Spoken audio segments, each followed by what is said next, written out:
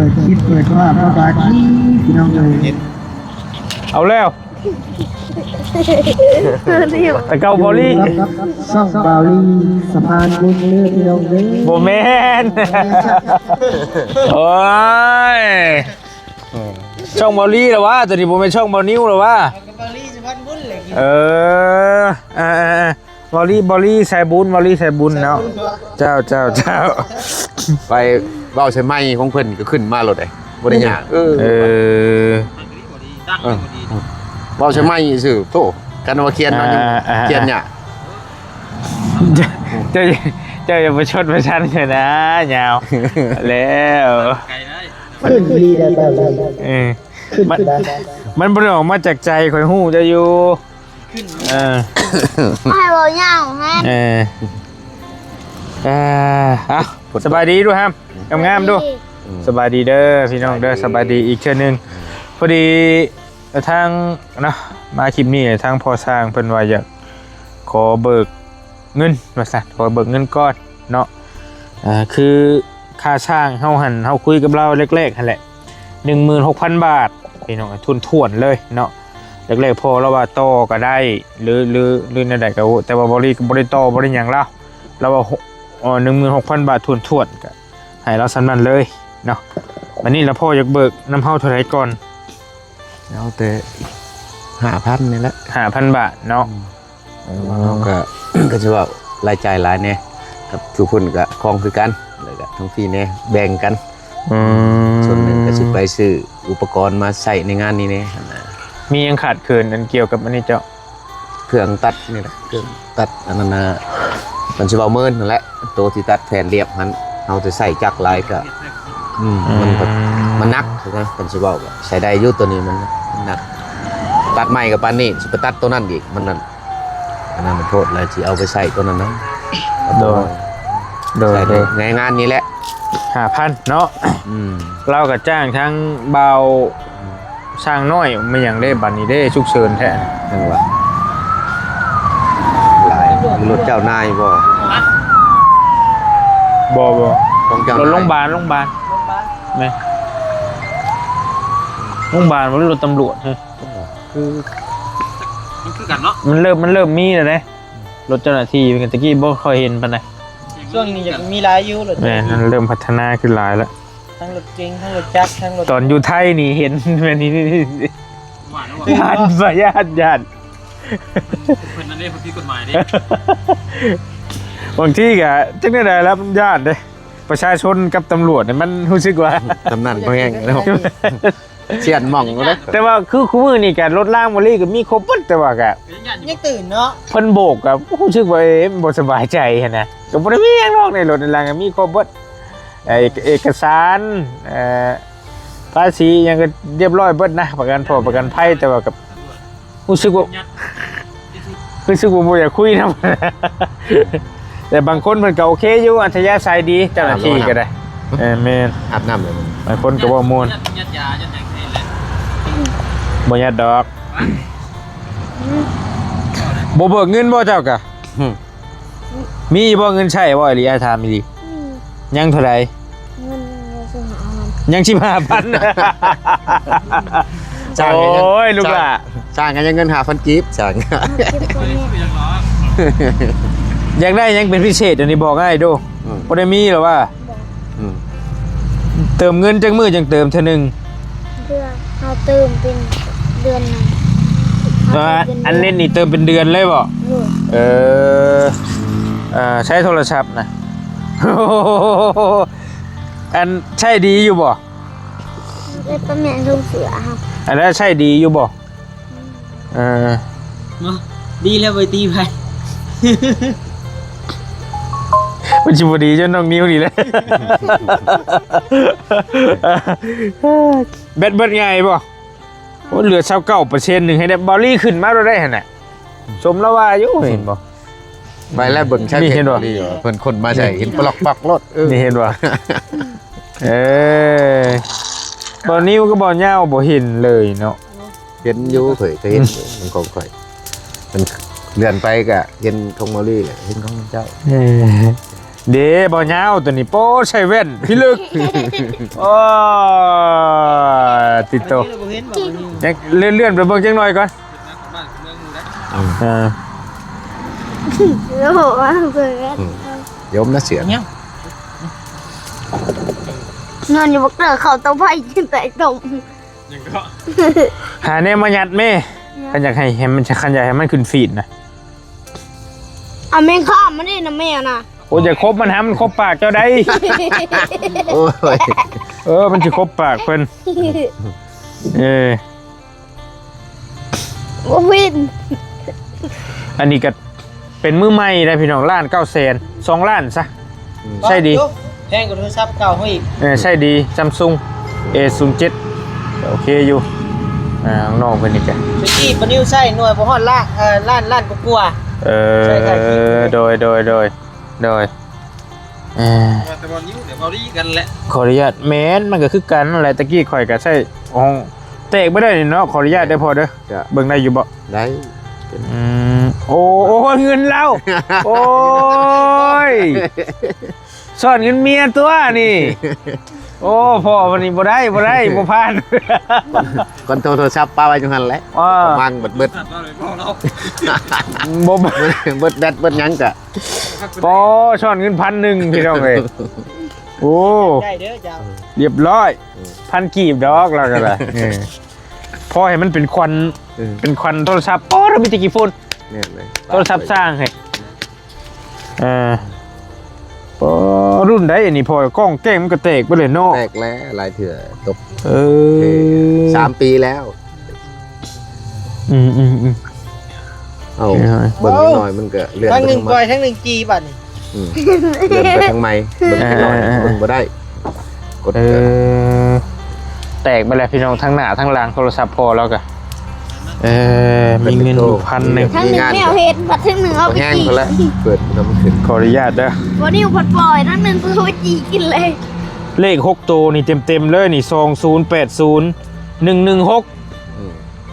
บอกว่า 2080116ได้พี่น้องเด้อเลขเงินพอแล้วนี่จังว่านี้เลยนี่ 1,000 กีบ16เลขหยังประธาน16เลขหยังโอ้เลขเพิ่งอันนี้นะ นี่มันใช่ไหมฮะ เรียงเตรียมชื่อรถนี่เธอเงิน1,000 กีบพี่น้องเอ้ยขออนุญาตเบิ่งโทรศัพท์แล้ว มันกี่ซองแล้วไว้ ใช่เบิ่งคลิปเจ้าเนาะเบิ่งโทรศัพท์เจ้าเนาะบัดใครแน่เนาะอยู่นำกัน ตายกับเบิ่งหอมคำนี่แหละนี่ แล้วแหละ เหมือนกันไปเช่ามาแล้วก็นั่งตุ๊ปักไปเช่ารถลุกมันเขา จากโมงมาหมาหาเพิ่น มันจะให้นางมาหลินก็ถ้านอนตื่นก่อนเรา ตื่นก่อนพอช่างอีกพี่ลึกเก่งเนาะเจ้าเนาะจากโมงนี่จื้อเบิ่งอยู่บ่โมงโทรศัพท์ตื่น ห้าตื่นมาห้ากัน แต่ว่า หูยาว่าฝนตก หัวห้าตื่นกลายเป็นตกอีกห้าตื่นนะ พอลุกไปกวนเจ้าจะยังบุลุกคอยไปมาเขาก็จะบุลุก พี่ลึก เปิดประตูสุดเจ้าเงี้ยเปิดประตู อะไรนะ อัดประตูบนนอน โบอัด อัดไปเลย ชมมันอัดเลยชวนนอน บ่ได้ประตูอัดไว้เลยเฮ้ยว้าว อัดไปเลยแม่ว่าเข้าเลยมาก็เข้าไปนอ อั น ดไปได้เจ้าลบเขาไปลักเงินเจ้าได้ฮะหลายบ่เงินเจ้าน่ะ 25,000บ่โอ้ยดีได้เด้อก็เคยจังหน่อยช่างน้อยรีบเขาเรียบร้อยได้ฮะเงินเจ้าน่ะ สั่งหน่อยเมื่อกี้มันข้ามตัวขึ้นเลย นี่แหละ ติ้งติ้ง บ่เซลเพิ่นพี่น้องเอ้ยมีแต่เฮามีแต่เงินกีบเด้อพ่อเด้อ อิงตาม มีแต่เงินกีบจะเงินกีบให้เรา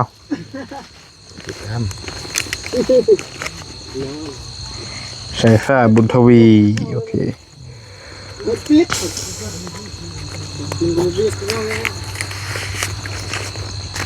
มื้อนี้หันเลท675,000 บาท คือลึกเนาะ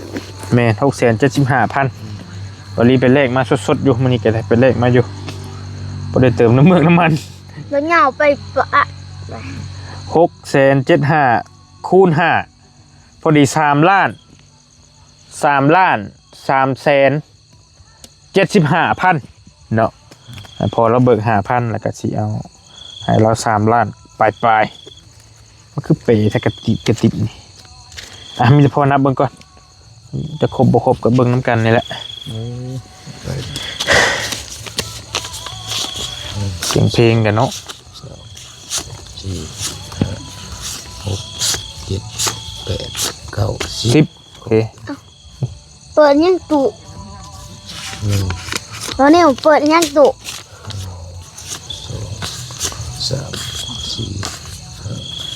5 6 7 8 9 10 2ล้าน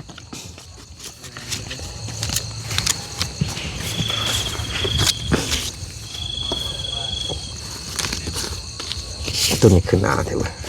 อันนี้ มันแบ่งใบ50เลยโซ 4 ใบเช้าให้หมูว่าวเลยเป็นโค่นหมดแล้ว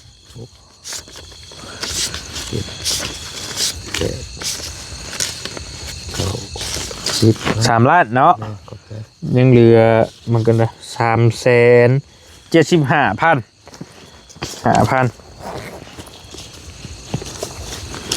โอ้แอบเบิ่งเงินข่อยเด้อ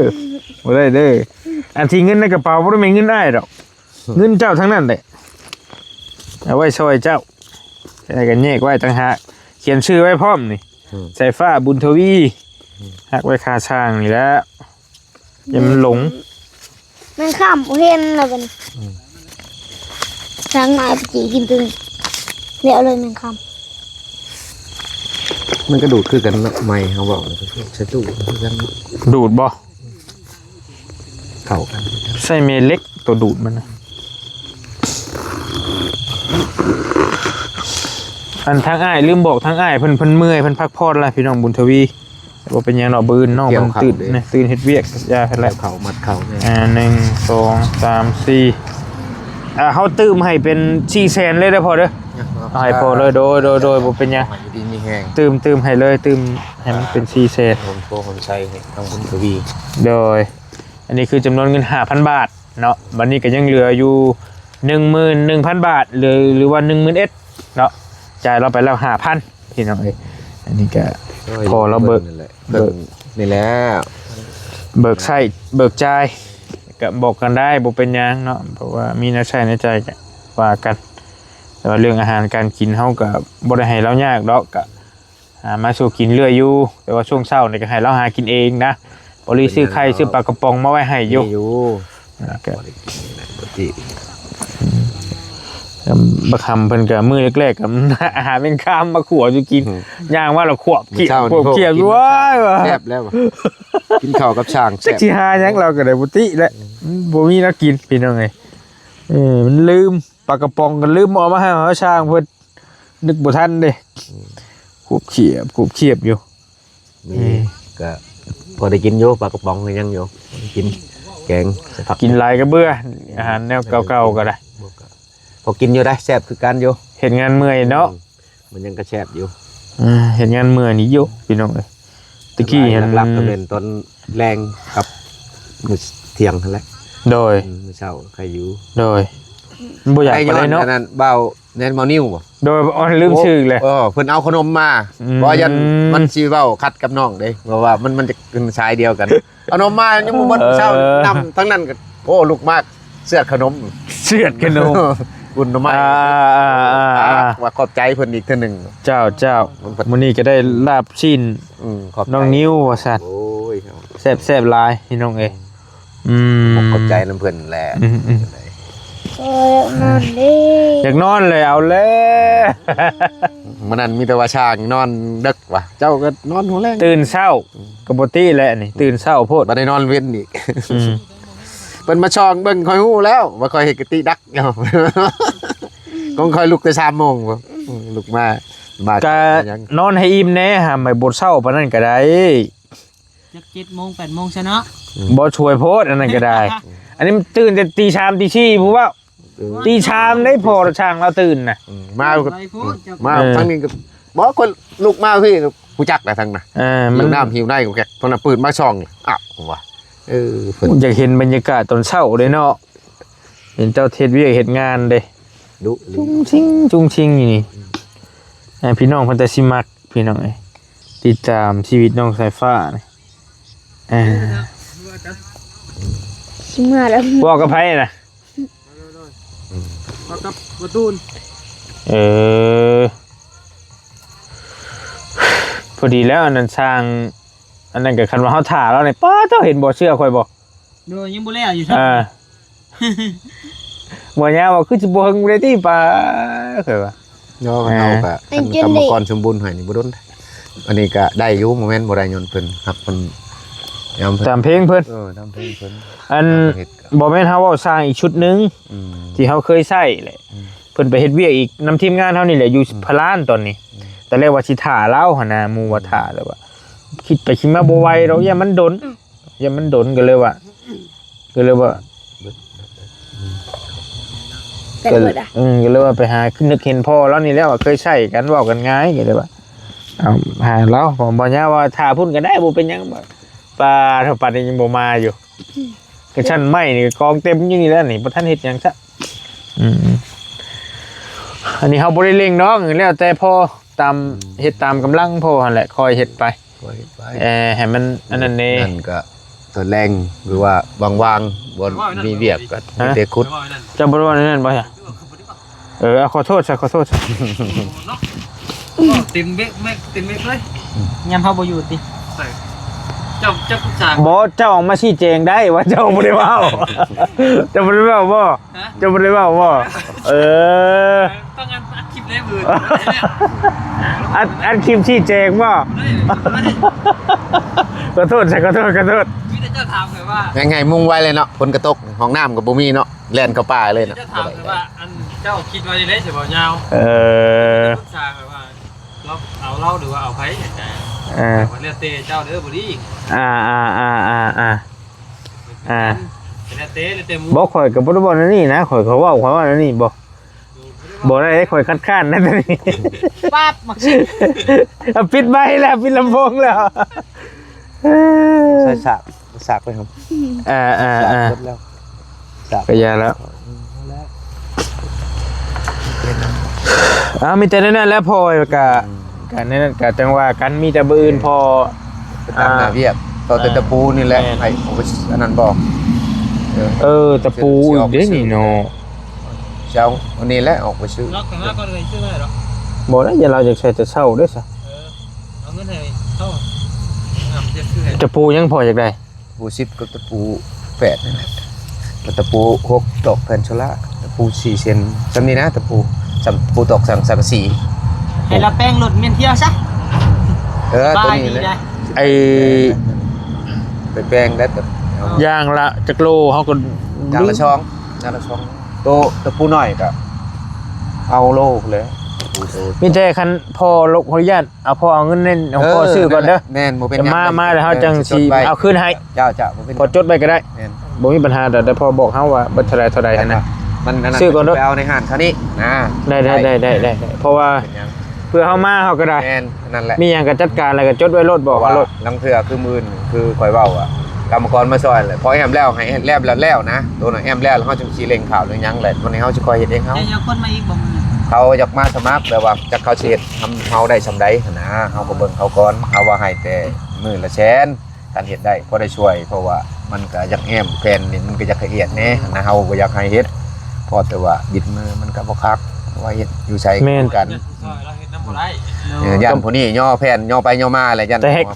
ยันมันคนมาประกันบ่มีนะมัน พอเบิ่งหั่นแหละเบิ่งว่าผู้เป็นตะคือบ่หั่นน่ะ สิเอาแป้น กับ ยาย คะแนนมันแตกกันเนาะมัน บ่ย่านไว้แต่บ่มีปัญหาแต่ละเทื่อ ก็ให้พอเบิ่งงานนี่หั่นแหละเบิ่งงานว่า ตัวใดมัน ผู้มาซอยหั่นแหล้วว่ามันละเอียดบ่หั่นน่ะให้คุมแน่หั่นแหละเพราะว่า ช่างบ่หรือว่ากรรมกรเฮาก็เบิ่งคือกันต้องเบิ่งตัวจริงก่อนว่าเป็นช่างมาเฮ็ดหยังบ่ได้ก็โย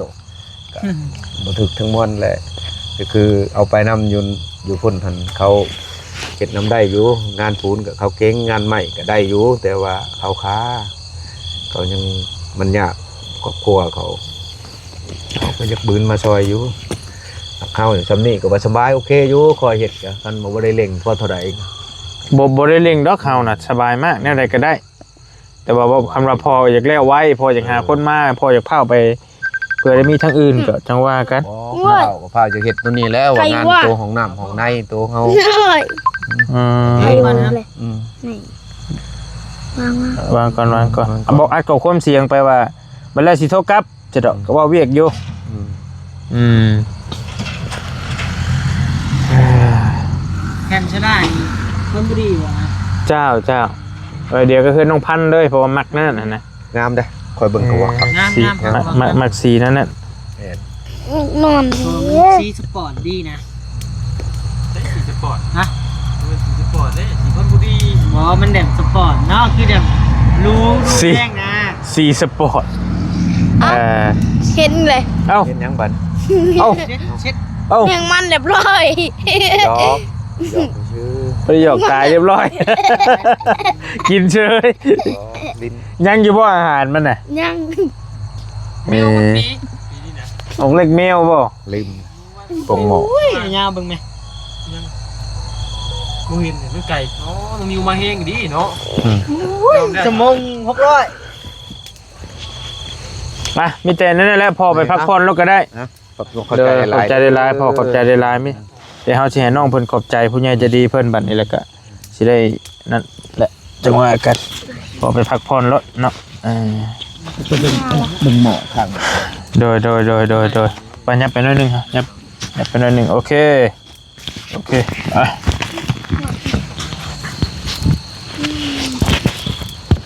จักนอนบ่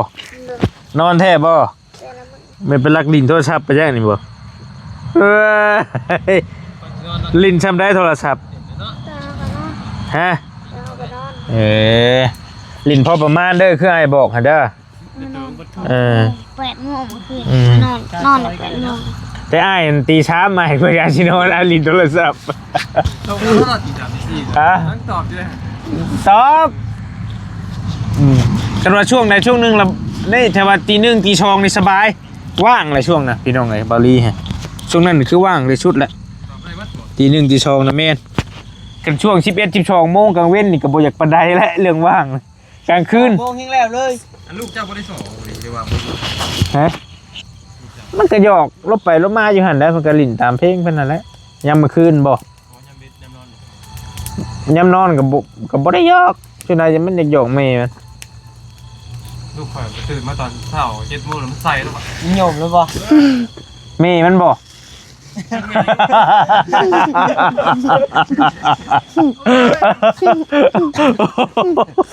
กินข้าวดิ ว่าจะว่าจะ แม่มันการคืนเธอเลย เจ้าก็อยากบ่ซะ ตอนเช้า แล้วนี่ยักษ์ เป็นบางมื้อแม่มันน่ะ เเช้ากัน มื้อเช้านี่ว่าสิหยอมอยู่น้องอยู่เนาะที่นอกห้องบ่เฮ็ดจัก รอหลอนลี่นี่ กันล็อกไว้กว่าเนาะใหญ่บ่แห้งเลยสิให้ไผโบกอ่ะน่ะโอ้ยพอละขี้คร้านบ่ เสียงดังได้เฉยๆน้ำบ่เป็นบ่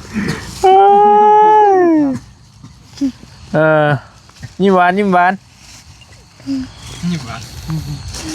โดยยังอยู่พี่เด้อเดี๋ยวสิออกเมื่อเดี๋ยวสิส่งหา เนี่ยบ่กัน โอ้มีแล้วนี่ของแท้แล้วนี่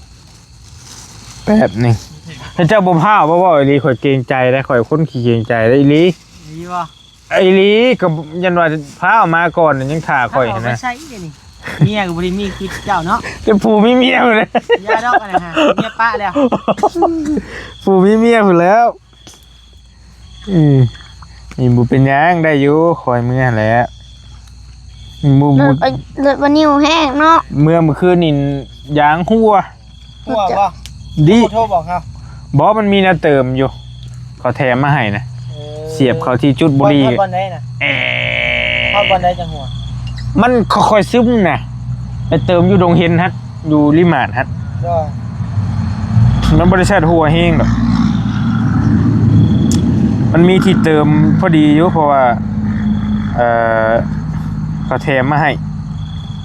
ไปหาซื้อผู้ใหญ่จะดีเพิ่นก็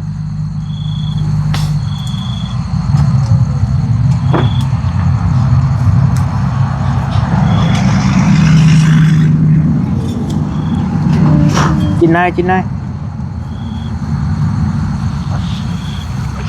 เงินค่าสร้างนี่เป็นผู้ใหญ่อีกท่านหนึงพี่น้อยคนละคน เนาะผู้ใหญ่ใจดีเพิ่นชื่อว่าเอ้ยดาวเด้อหำเด้อซื้อเอ้ยดาวไอ้จ่ายให้เจ้าก่อนคือค่าสร้างหันมีน้ำบอลลี่กับประธานยาวบ่ยาว2คนพี่น้องเอ้ยฮะ มาบุญน้ เฮา2คนก็พอแล้วบาบุญก็มีค่าสร้างบ่แม่นค่าสร้างค่าซอยน้องบุญทวีประสายฟ้านี่แหละเพิ่นมี10,000ว่าซั่นก็เฮาไล่เบิ่งนี่แหละคันว่ามันพอมันเหลือกะแม่นสิให้เราโตตะก้อนี่เลยจุดสำคัญนี่แหละก้อเลยแล้วหาซื้อวงกบมาหยังก็จังว่ากันนั่นนะเน้นตะก้อนี่แหละก่อนพี่น้องคันว่าสิได้จ้างได้หาพอแล้วโตนี่ก็โยยันเป็นเดือน2เดือนพุ่นละสิแล้วบางทรงนี่ก็สิบ่ปานนั้นติบ่ก่อนี่ก็บ่เฮิงนกเนาะก่อดินบล็อก มันอยู่ต่ำเงาไปนอนกลับเดี๋ยว โดยเดือนหนึงเนาะไป ทั้งก่อทั้งโบกได้ คันว่าหลายมื้อนี่กับพักก่อนก็บ่ว่ากันอยากเมืองเยี่ยมบ้านเยี่ยมเมืองก็บ่ได้ว่าเร่งดอกเฮาก็ได้ นี่ก็เมื่อดำกลางคืนกลางเว้นมาเฮ็ดเวียกหรือว่าพักดำมือ โดยบ่มีปัญหาดอก บ่ตัวนั้นบ่ดอกตัวนั้น เมื่อหาลูกหาเมียแหละนะบ่ว่ากัน ำโอ้เพิ่นบ่เศร้าเลย เมื่อแบ่งให้เพิ่น บ่าวยาวเรามาดำชั่วโมงแล้วก็จ่อยๆแต่พอเอ้ยอยากเมื่อบ้าน โทร นะ อยู่ข่อยก็โทรแล้วมันเข้าหมอกแล้วบ่ได้ยินเสียงแล้วทำสิโทร ขายว่ายาวอีก ได้ยินอ้าวมันนี่โทรศัพท์คนนั้นใช่บ่ได้มันต้นนี้มันบ่ได้ คือการแลข่อยก็ได้ เฮ็ดแต่เบอร์ก็พอแล้วพอตอบเลยก็ว่ายังอยู่ เยอะเมียเจ๋อๆ ปานบ่เข้าไม่ป่ามันโอ้ยเนาะก็พูด อิจฉาคนมีเมียเลยเนาะ มิติอยากเมื่อก็อยากเมื่อ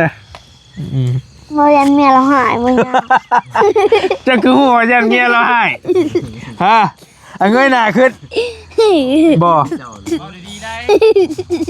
เป็นหยังจะจังหวะยันเมียเราให้ แล้วที่อยู่เมื่อไว้ เราก็อยากจะเห็นบ่เมียแล้ว หัวโอ้ ฮะ โอ้ เบิ่งอาจสิให้เบิ่งเด้อเบิ่งอาจสิให้เบิ่ง เราอยากเมื่อไว้แล้วบอก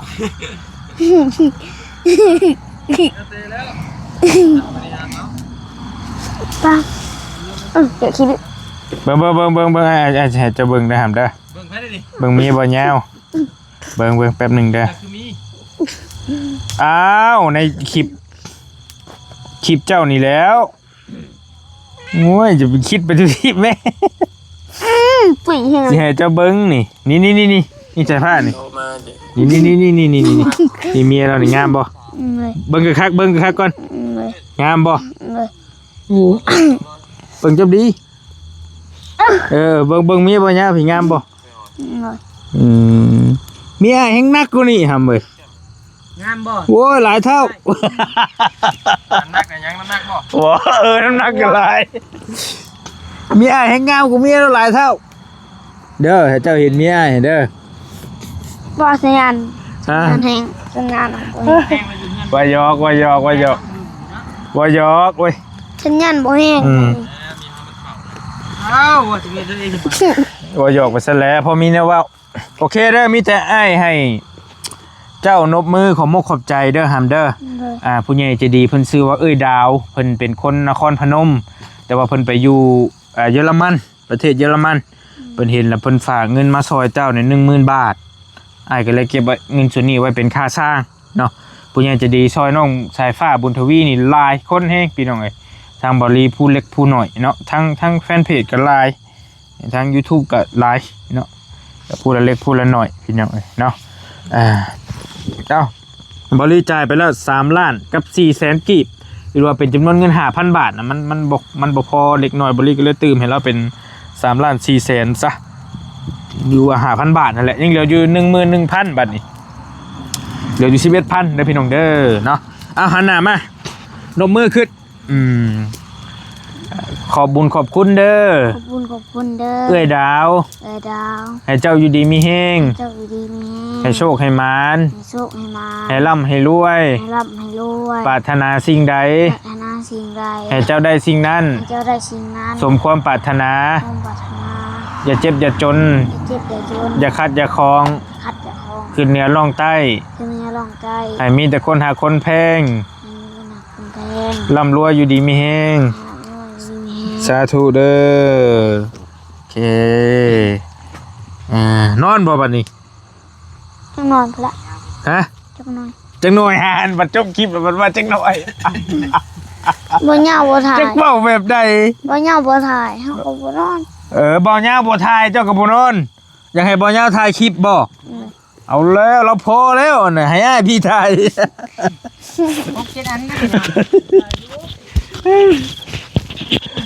อ่ะเว้าหยอกกันเด้อพี่น้องเด้อมีแต่ทางบริการจ่ายค่าสร้างเพิ่นเรียบร้อยแล้วมื้อนี้ก็เสร็จสมบูรณ์เนาะ 5,000 บาท เอาหายังเอาใหม่เลยเหรอยาว ยังเหลืออีก11,000 บาทเนาะยังนำบ่ยาวในนำบริเนี่ยก็ฟังเบิ่งพุ่นแหละคันว่านั้นพอเราอยากได้อีกก็จังให้เราหรือว่าท่านเราพออยู่พอใช้ก็แม่นจบ